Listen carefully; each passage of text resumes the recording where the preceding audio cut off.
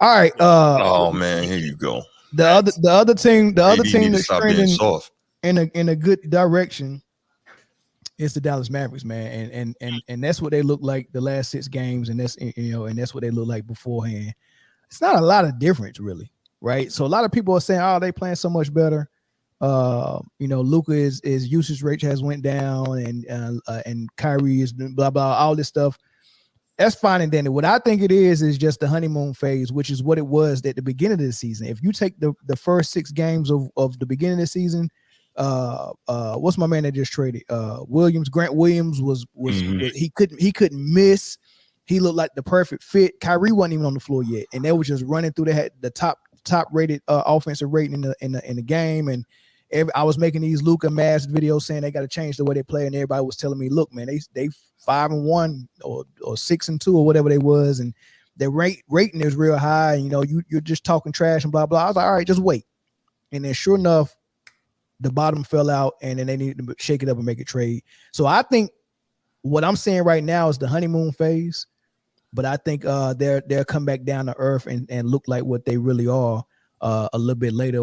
What y'all think on this? Are the Mavs for real? Is this they took a new turn because of the trade, or you think it's gonna change?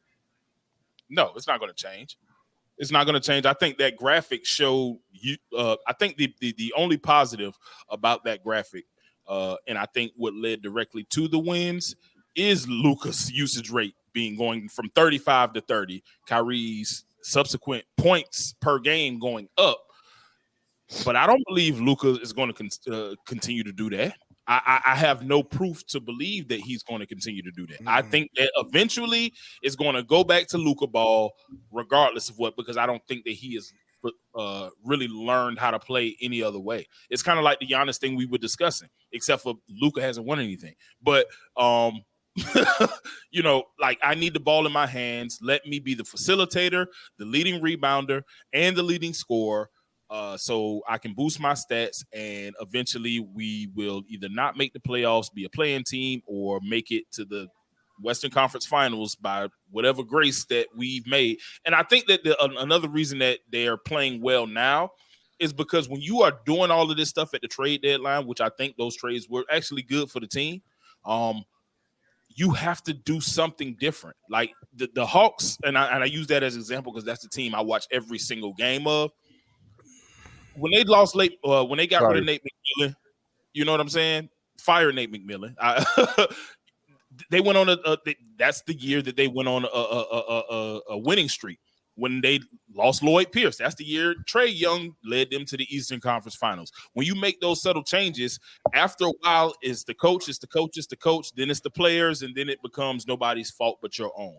And until Luka can show consistency in playing a different style of basketball for longer than 6 games, I think that he's just gonna regress back to the mean. Eventually, if they start losing by playing, a lesser usage Luka, then he'll go back to what he knows, and we'll be right back here in the offseason.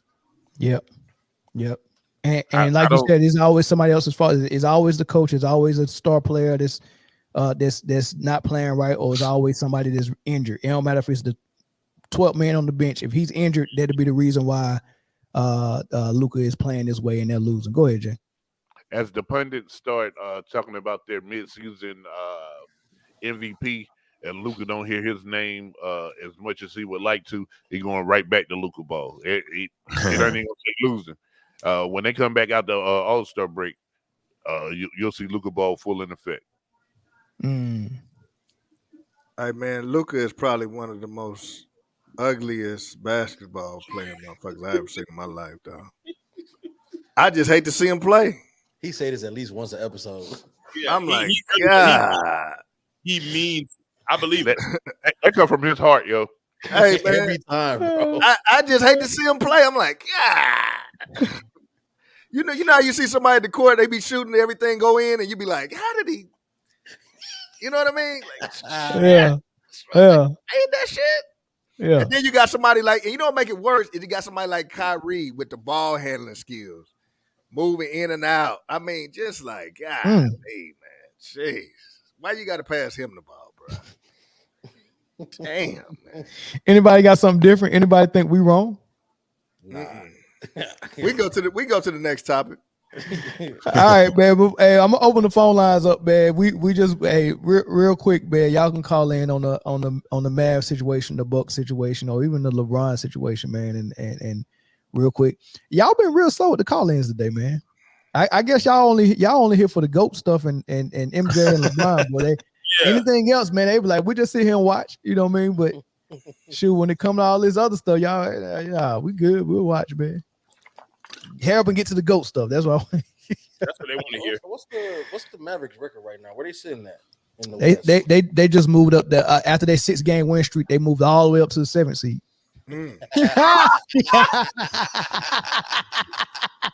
I thought you were about to say something significant.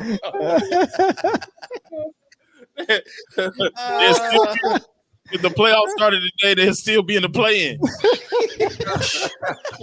They'll still be in the play-in. You know what, man? We talk about how Luka rides the wave of a Western Conference championship appearance. Somebody else who rides that same wave is Jason Kidd. Nobody has brought into question his coaching decisions or his coaching ability at all through all of this. No, the Luka fans have questioned it time and time again. They've called for him to be fired for the last 2 years. I don't understand how he still has a job. First of all, Jason Kidd has never been a free head coach. He has not been able to implement whatever. He is the head coach you hire when you want to control things from the front office. He's the McCarthy of the NBA. My bad. Well, I don't know if he was that when he was in Brooklyn or when he was in Milwaukee, but and when he was with the Lakers as an assistant, you know what I mean, I think he kind of, reestablished himself. But coming back to the Mavs with Mark Cuban, with this superstar they got with Luka and what they want to do with their franchise, I think he had to kind of sign up to be able to be a yes man. And I don't think that's his offense that he really want to run. I don't think it is either. You know what I mean? I think Mark Cuban want to, that's his idea. I've heard Mark Cuban talk about their philosophy, their offensive philosophy, and it sounds like he came up with it. It don't sound like something J. Kidd sat him down and was like, hey, this is what we want to do.